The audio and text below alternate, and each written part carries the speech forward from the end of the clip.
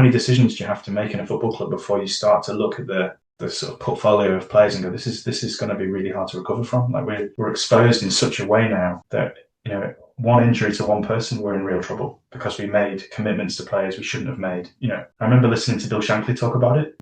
He was doing an interview for his autobiography. He was talking about the fact that he got kind of, he didn't want to admit it, but he got attached to one of his great Liverpool teams, and he kept them for too long. When they should have been turning the team over to sustain that kind of winning level, they let that older group stay for too long, and it gave them a much bigger transformation to execute. Now the flip side of that then is when you're integrating the new players, you don't have the old leaders to help that transition because you've let them all age out, they leave, and you don't have that kind of that master and an apprentice thing where you can start to introduce people and preserve the culture. So, you know, if you're emotional, like this is a great example actually, if you're emotional and you connect to a group of players for too long and you let them stay in your squad for too long, the squad becomes imbalanced towards being a bit more senior. It's very difficult to integrate and onboard and develop the next generation of players. And then that means then you can't sustain the kind of level you want to sustain. I think, you know, and pick a team, I'll not name one just in case I upset somebody, but you can do it.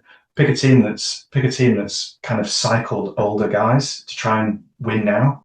And they've gone, right, well, we'll go and get so-and-so from Real Madrid. We'll go and get so-and-so from PSG. You know, give him one last year. He's 33, you know, and we'll try and win another year. And you have too many of them. And then they all kind of drop off together. And you're like, well, who's going to now lead this talented group to become the kind of players they need to become? Show them the right behaviors, show them the right disciplines, teach them, enforce it, have the seniority to enforce it. If you've kind of cycled a bunch of mercenaries for a while that haven't got that sense of the club's identity and its culture and its ethos and so on.